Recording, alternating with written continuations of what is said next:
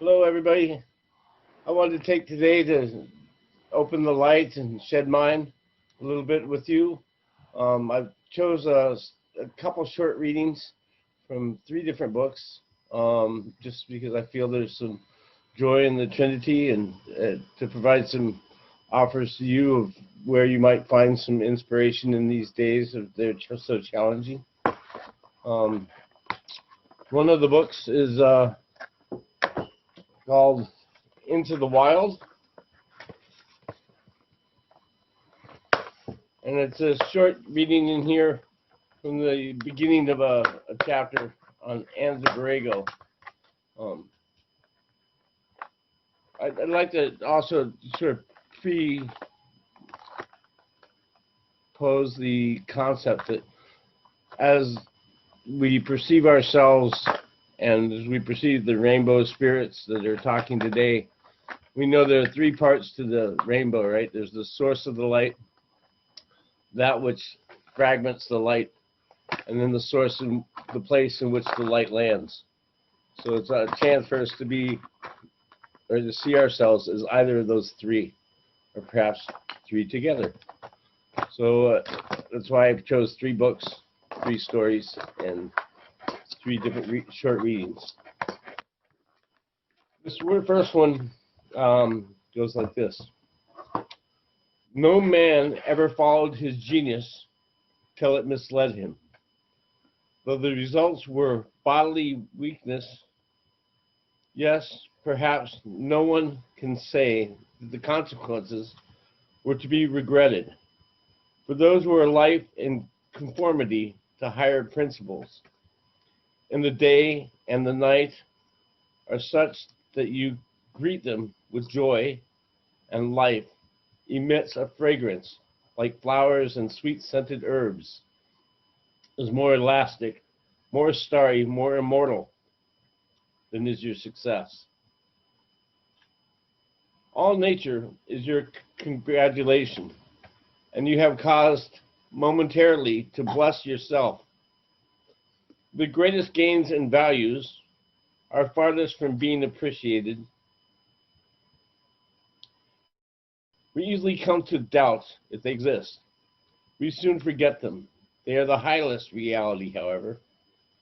The true harvest of my daily life is somewhat as intangible and indescribable as the tints of morning or evening. Is a little stardust caught, a segment of the rainbow which I have clutched. And this is a quote from Henry David Thoreau that's posted in the book Into the Wild. The second book I chose to read from today is a book called from Alandaillard called Teaching, no, I won't read on this, Teaching a Stone to Talk, Expeditions and Encounters. And this reading is from the end of her first chapter, and I really appreciate her visioning of and her way of looking at things. It goes like this. The color of day. My mind was going out. My eyes were receding, the way galaxies recede to the rim of space. She's talking about an eclipse that was occurring. Gary was light years away, gesturing inside a circle of darkness, down the wrong end of a telescope. He smiled as if he saw me. The stringy crinkles around his eyes moved. The sight of him, familiar and wrong, was something I was remembering from centuries hence, from the other side of death. Yes, that is the way he used to look when we were living. When it was our generation's turn to be alive, I could not hear him.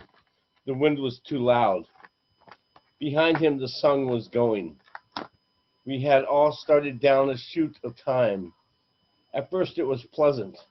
Now there was no stopping it. Gary was shooting away across space, moving and talking and catching my eye, shooting away the long corridors of separation. The skin of his face moved like thin bronze plating that would peel. The grass at our feet was wild barley. It was the wild einkorn with wheat which grew in the hilly flanks of the Zakros Mountains above the Euphrates Valley, above the valley of the river we call river. We harvested the grass with stone sickles, I remember. We found the grasses on the hillside. We built our shelters beside them and cut them down.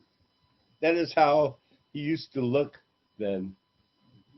That one moving and living and catching my eye with the sky so dark behind him and the wind blowing. God save our life. From all the hills came screams as the eclipse occurred. A piece of sky beside the crescent sun was detaching. It was a loosened circle of evening light, suddenly lighted from the back. It was an abrupt black body out of nowhere. It was a flat disk. It was almost over the sun. Then I have one more reading here. This one's from a book called Council of Beings. And it's a book that talks a little bit about the three stages of getting together and having a meeting of spirit from different perspectives. So, as a mountain, I am ancient, strong, solid, enduring. But now my forest skin is being torn off me, and my topsoil's washed away. My streams and rivers choke. Blasts of dynamite shatter me. I cannot care for the beings to whom I have always given refuge. We hear you, mountain, one they speak, and are heard. Rainforest, river, soil, wheat, badgers, and mouse. So as we counsel, this is the second stage. It's where the spiritual beings are talking to us as humans. After a while, perhaps a dozen testimonies, the guides reflect that all the suffering that the beings described seemed to derive from the activities of one adolescent species. It would be good for humans to hear what we have to say. Let us summons them to our council to listen only. Would 5 or 6 of you put down your masks and move to the center to be humans? The guide beats the drum and humans come to sit back to back in the middle, facing outward. From now on, they are addressed directly. Hear us, humans. This is our world too, and we've been here a lot longer than you. Yet now our days are numbered because of what you're doing. Be still for once and listen. The humans listen as the council continues. Oh, humans, as they Danube, I was a bearer of life. Look at what I bear now that you've poured your waste and poisons into me. I am ashamed and want to stop flowing because I have become a carrier of sickness and death. We hear you, Danube, say the other beings. After a time when more beings have spoken, the drums beat again, and other humans replace the ones in the center, who return to the periphery and pick up their masks. In this fashion, everyone takes a turn to listen as a human.